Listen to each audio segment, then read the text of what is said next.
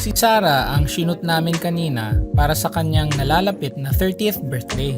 Sunod-sunod ang mga naging trabaho namin ni Rico at naging napakahusay ng trabaho ni Rico sa pag-makeup kay Sarah kanina.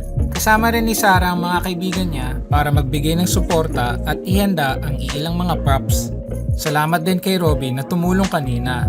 At ito ang mga nangyari sa shoot namin. Staring deep into my own reflection, walking in rhythm with this connection.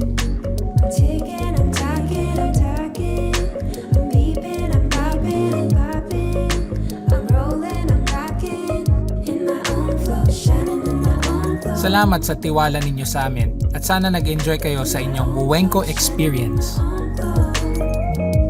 Magpa-shoot na rin kayo dito sa Wowenko Studios.